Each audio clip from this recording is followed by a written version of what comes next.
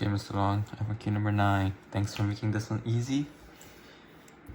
Okay, so position from 0 to 8, the slope, velocity is just the slope. So you can see that it's these 2 points are the easiest. So it's rise over run. Rise is 6, run is 4. So 6 over 4 meters per second. And that's 1.5, 1.5. So that's for the first 8 seconds.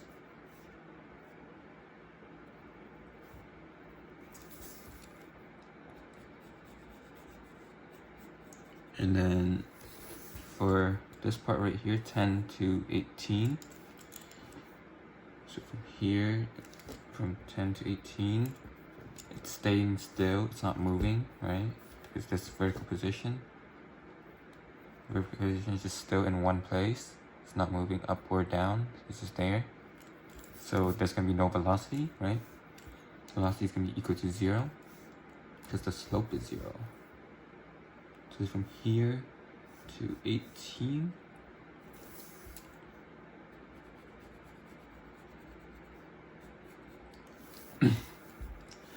and then slope from 20 to 25, that's gonna be like what? Rise over run, so it's gonna be negative 12 over 5 meters per second. Not squared. Nor that. No squared.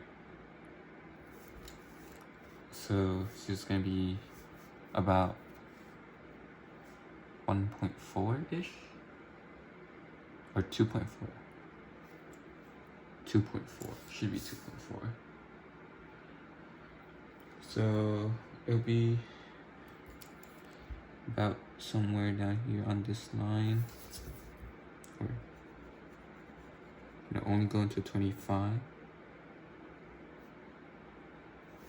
Okay. And then it's between 8 and 10, and then, or between 8 and 10, it's gonna be slowing down, right? So velocity has to go down to match this. And same with this, it's instead gonna speed up and then speed up here, right? Or I guess it's slowing down. Or, I mean, it's going in the negative direction now, so it's speeding up in the negative direction, right? So that's gonna be our velocity graph. It's gonna stop at 25. That's when the elevator stops or reaches its starting point where the displacement is 0, right? Okay, and then that's part A done. Part B, calculate the magnitude of average velocity or average acceleration between 8 and 10. We can do the average, which is just the slope of that, which is going to be the 1.5 rise over run, I guess. Negative 1.5 at the top. Then acceleration is just the slope, so then it's going to be over by 2. And that's about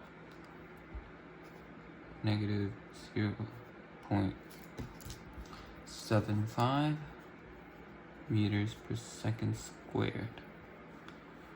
That just means that it's accelerating, like deaccelerating, right? And since this is an elevator problem, we have 6 possible scenarios, right?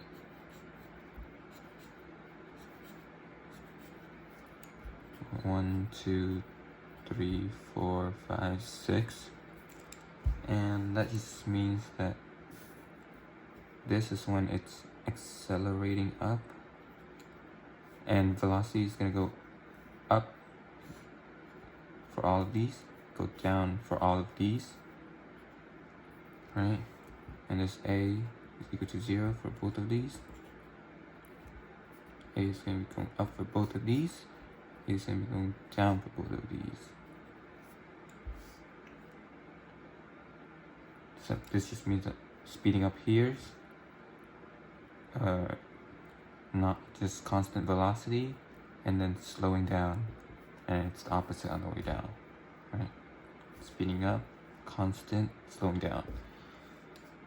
And we're gonna see that this is gonna be the 2, the 3, and this is just not moving, so there's no, it'll just be somewhere, I guess, somewhere in between here, I guess. It's gonna be 4, it's gonna be 5. That's gonna help us with questions later. And so since acceleration is right here, acceleration is negative, right? But velocity is it's a positive number from 8 to 10, right? So it's gonna be in this situation right here. That means acceleration is downwards. And that is A, which is gonna be equal to the negative, or the magnitude of this A is 0.75 with the direction, counting for the negatives, going down, 0.75, negative 0.75 meters per second squared.